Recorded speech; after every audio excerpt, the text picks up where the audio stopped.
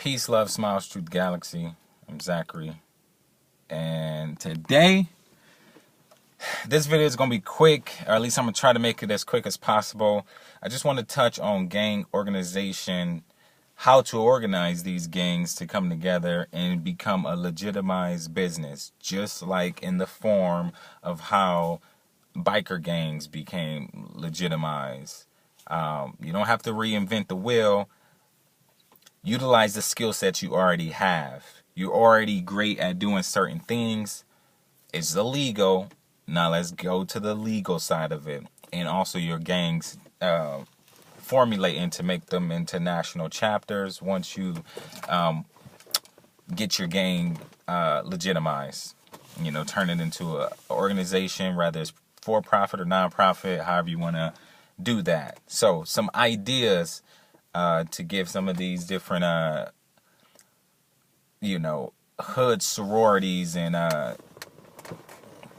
inner city ghetto, I don't want to say ghetto, but, just like inner city fraternities.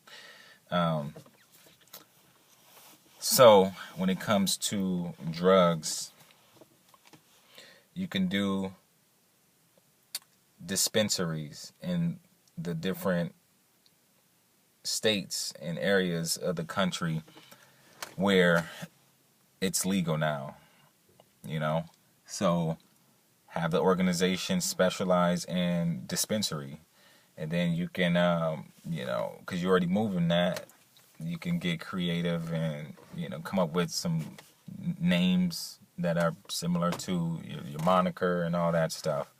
So dispensaries in certain areas, that's legal. Just legitimize that. Some dispensaries are making a killing. Hookah lounges. You can do, hookah lounge, coffee shop, all these different ideas. Tattoo shop, convenience stores. So, alcohol, liquor. People turn up. I'm not advocating that you should drink for anyone watching this. Sorry if my energy is a little low. It's final exam week, and I haven't been sleeping a whole lot. Just trying to crank out and knock out these exams and end the semester on a high note. But I want to get this message out because sometimes I have a bunch of ideas, and then I end up, it get lost in the sauce, and then I think about it way later. So I may end up actually redoing this video because I don't like my energy right now. It's kind of low. Tattoo shops, convenience stores like a 7-Eleven. You think of 7-Eleven, they be everywhere. 7-Eleven is worldwide. So how can we have our version of 7-Eleven? Convenience stores be open 24 hours. That's always bringing in some type of income. And, liquor stores, these type of things, again, like I said, not advocating for it, but you'd probably be good at that. Now, guns, there's, we talk about areas that need gun or drug and gun free zone. So guns, all right. Again, not advocating for firearms, but gun shops. Why not have I know people probably like, what? That's a horrible idea. No, but if this is a legitimized business, and you get people got to be registered to get their guns, whatever. Just follow the law, and have gun shops. You can have firearm gun range facility, gun range, get your practice on. Specialty car shops. People like to hook up their cars. Think about the culture in Houston, or in Miami with the dunks, or in the West Coast when you got the lowriders. There'll be specialty car shops that trick out those type of vehicles and more. I also like the idea of maybe having a black or a melanated car manufacturer where you just get creative and start making your own version of cars.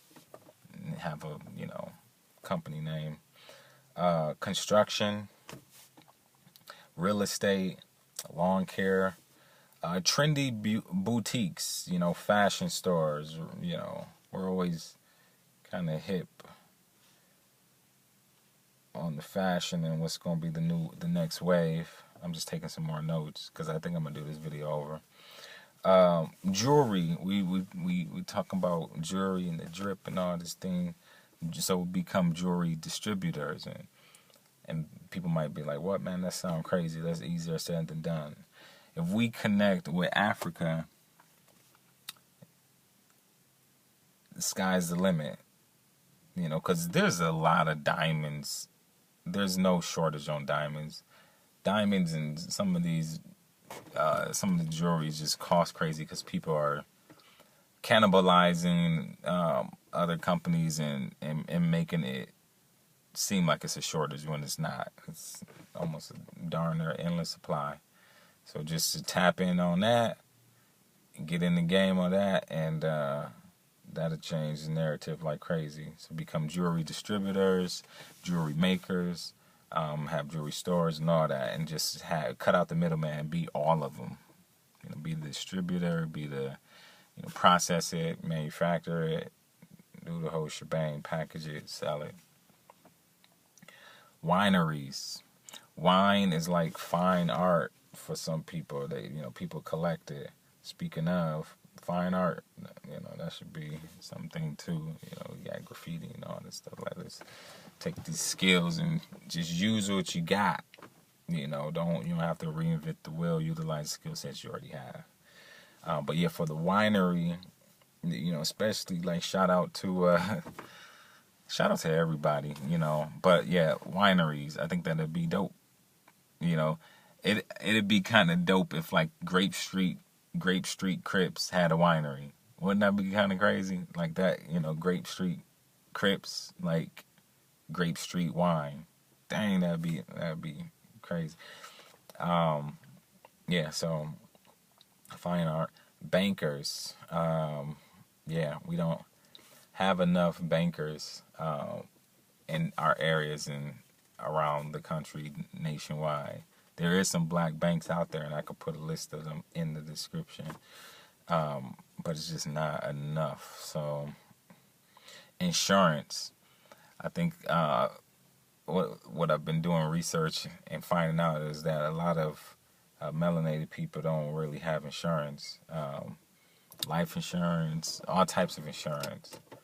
Insurance is just like in case something happened, just the whole what if something happened and you cover it.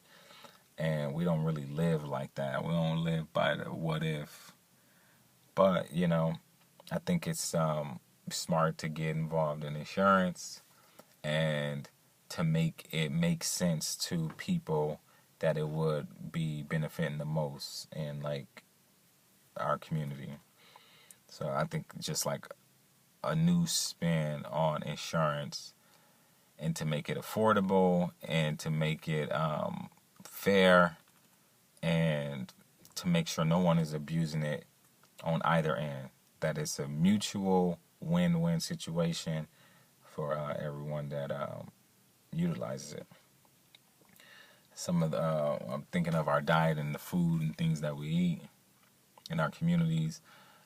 Fish and seafood is always popping, especially like seafood restaurants in certain parts of the country. I remember I was in Detroit. When I was living in Detroit, it was every Sunday, any seafood restaurant had a line literally out the door with like sometimes a 3-hour waiting, or it'd be like 45 minutes, but they say 45, but end up being like a couple hours. So become fish and seafood processor, the whole thing like the diamonds or like the jewelry, become the processor, become the fisherman, the processor, and the chefs and all that stuff, and restaurants and all that. It's kind of like make it all stop. What is it? All inclusive. One-stop shop. One-stop shop. Let me make a note of that. All right, what else we got? we need a national directory. We need a national directory of all of the different ethnic businesses in your neighborhood, in your community, in your city, in your state, in your region, in this country.